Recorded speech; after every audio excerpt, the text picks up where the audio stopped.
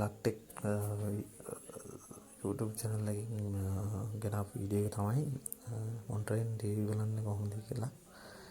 ඉස්සෙල්ලාම අපි මේක මිලදී ගන්න ඕනේ. 950ක් මම මේක ගත්තේ. ඔඩියෝ අවුට්පුට් එකක් තියෙනවා. එතකොට PG2 hdmi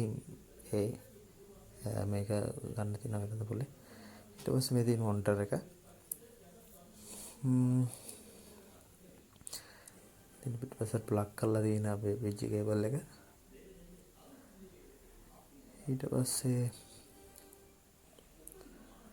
මේ තියෙන අනිත් පැත්තේ කේබල් එක PG එක අනිත් පැත්ත අපි මේක කනෙක්ට් කරනවා මේ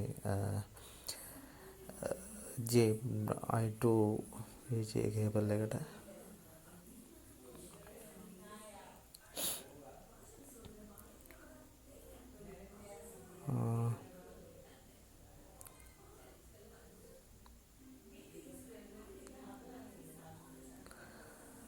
ඊට පස්සේ අපි මේක hdmi පැත්ත අපි කනෙක්ට් කරනවා dialog decoder එකට. decoder එක අරගෙන decoder එකට කනෙක්ට් කරනවා මේ පැත්ත. එච්චරයි මේකේ කරන්න තියෙන්නේ. වෙන පවරින් කිරීමක් හෝ කිසිවක් ඕනේ නැහැ. කෙලින්ම සම්බන්ධ කරාට පස්සේ අපිට මේ පුළුවන් පාවිච්චි කරන්න.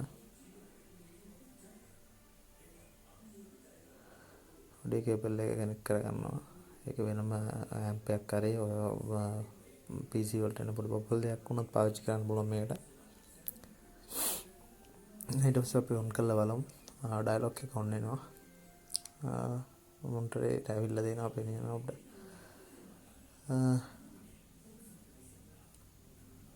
චරයි කරන්න තියෙන්නේ.